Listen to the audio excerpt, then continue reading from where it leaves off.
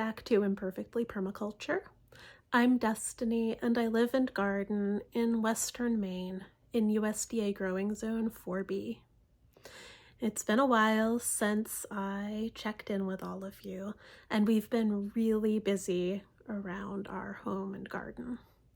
There are several fairly significant updates to our property, and I'm excited to share them with you today. Because I've been feeling really crunched for time, I decided to shoot today's content as a continuous shot video tour of what's going on.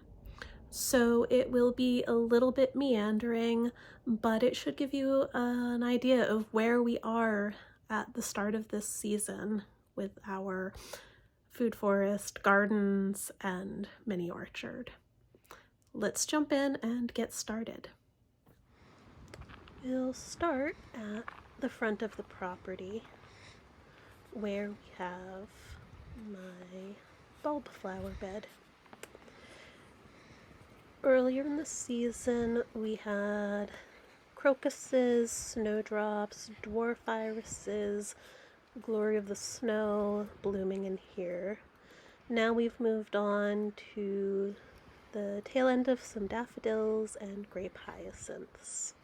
Behind the fence we have an area where I've been potting up some stuff, as well as the seeds that I winter sowed this year.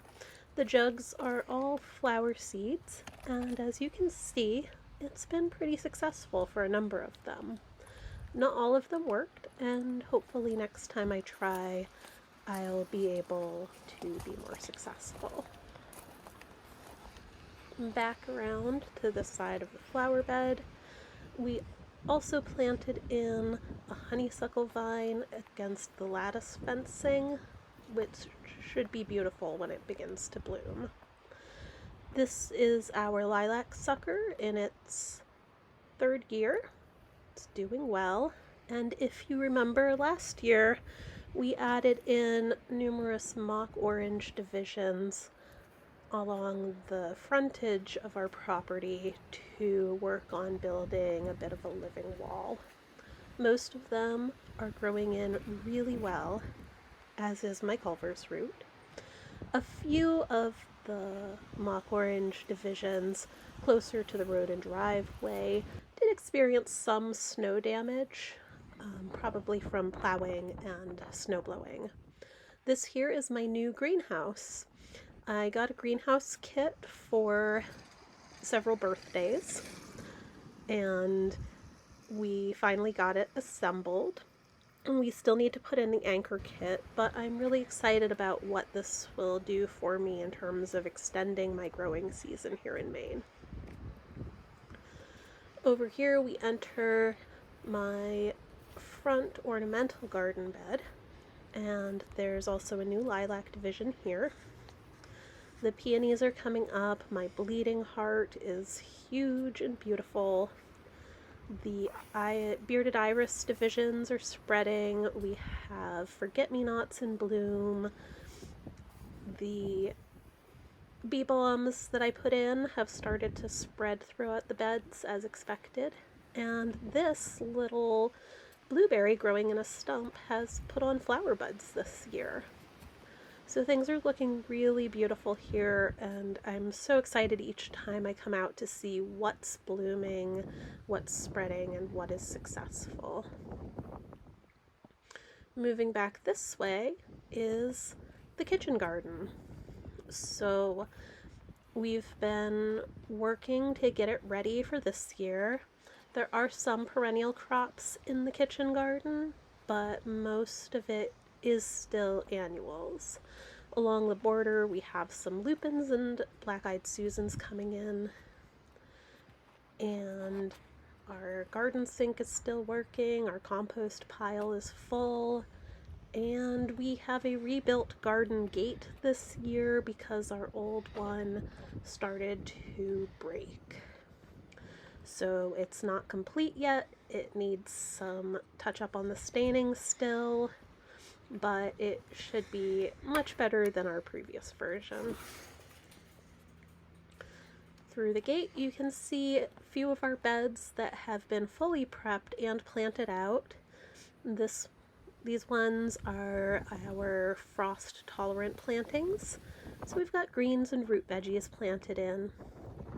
Over here by the garden pond, the hops are growing in, the black-eyed Susans are doing well, we have violets, we have a lovage plant that's coming in strong, some good King Henry, a few fennel seedlings starting, a tiny hyssop, more bee balm, monstrous hops.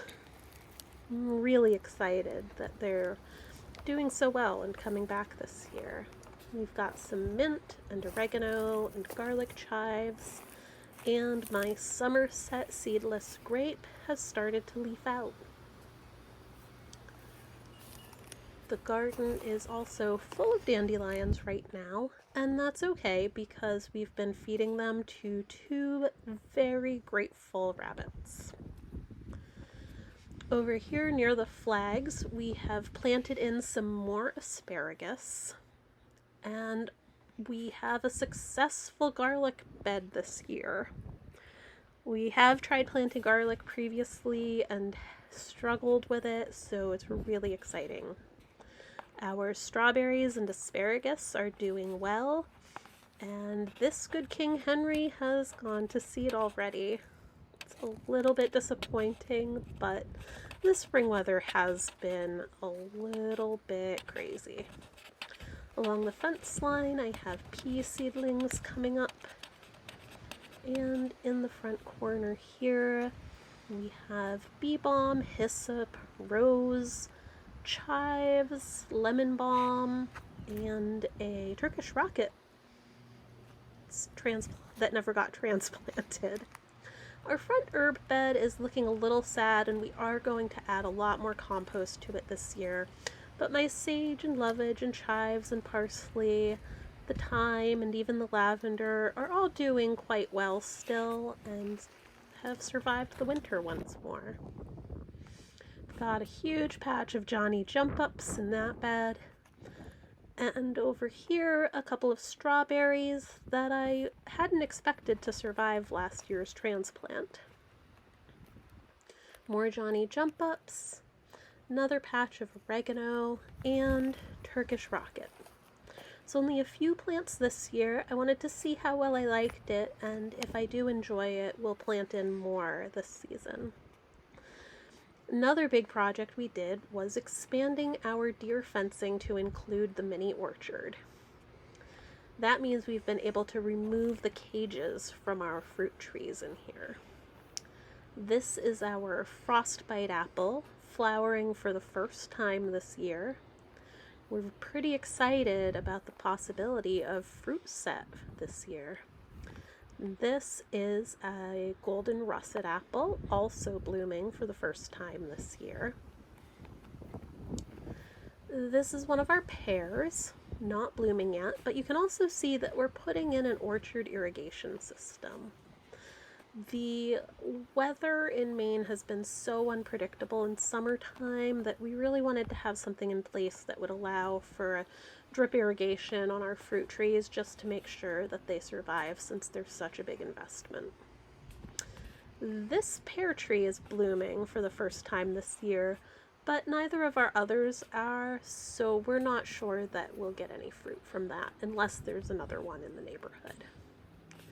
My daughter's Honeycrisp tree is doing much better this year than last. We were concerned it might die last year. And we installed another strawberry and asparagus bed here using a hugel mound method and are excited to expand our strawberry and asparagus production. Moving back toward the front of the road, we come into more of our short shrubby bush plants. There's a new rose here that is used for culinary and apothecary purposes, and our honeyberries are producing. So hard to focus in, but there is some fruit development on these. This is only their second year here, so I don't expect large production, but I am excited to try them. Our elderberries are thrilled to be out of their cages and are expanding well. Our rhubarb has been getting harvested regularly by my spouse, who is enjoying the fresh spring feeling of rhubarb tonic.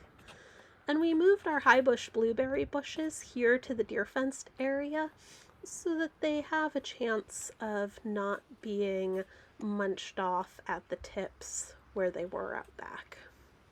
They seem very happy and are flowering a lot. This honeyberry was damaged last year in a yard keeping accident, but it is doing better, and it's underplanted with camassia and lovage and white clover, and also some calendula seedlings, which I may or may not leave in place. And that's the fourth of our honeyberry bushes. And over here is our Nanking cherry, which is looking beautiful. It was covered in flowers just a few days ago. This is a new high bush blueberry that we added for the year, and this one as well. That brings us to 4 of them, and hopefully over time we will continue to add more because we do love blueberries.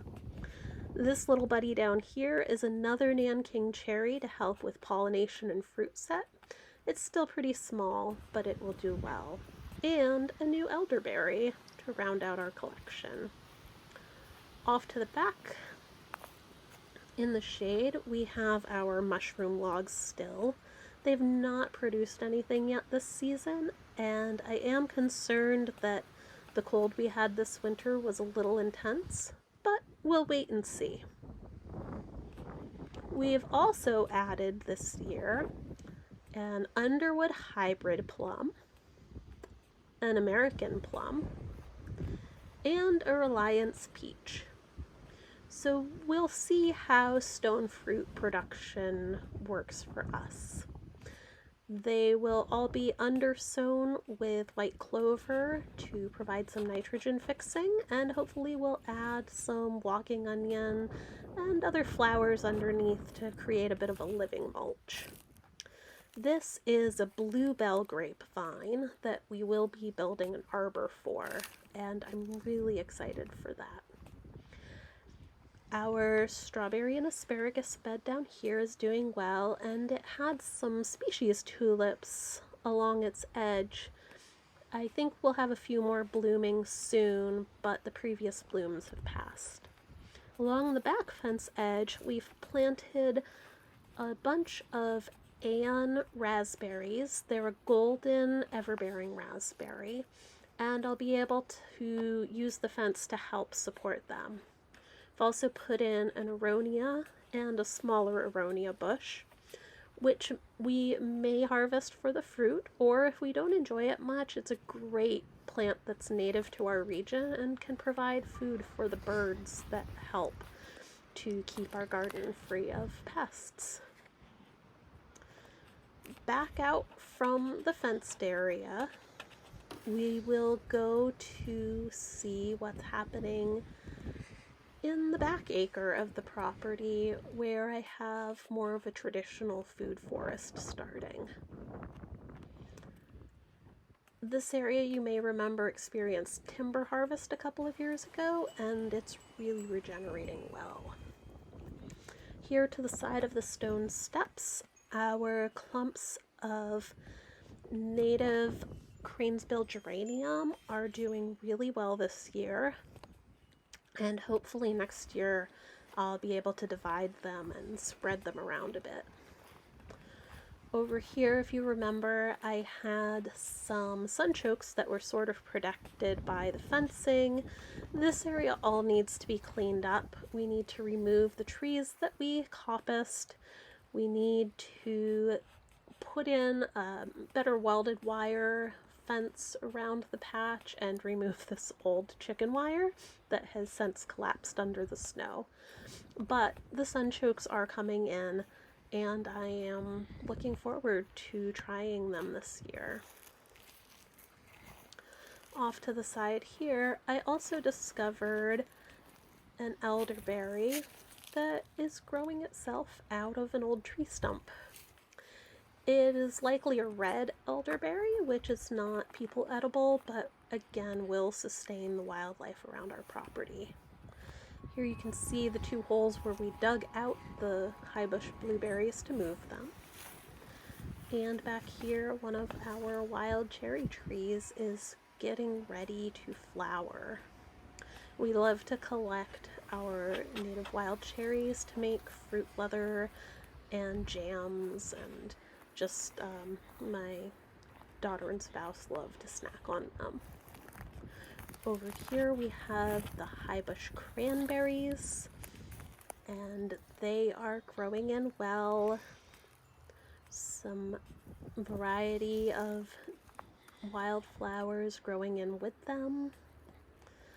The hazelnuts have some native columbines growing in under them that should flower in the coming weeks. And things are looking really healthy back here.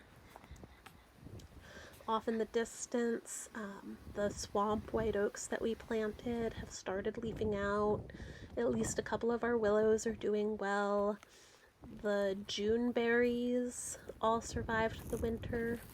The one thing I'm waiting to check on are the pawpaws.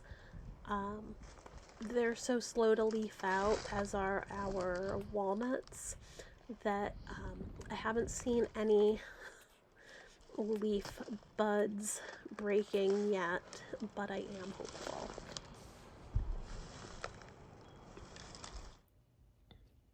So that's it for today. As you can see, we've been very busy.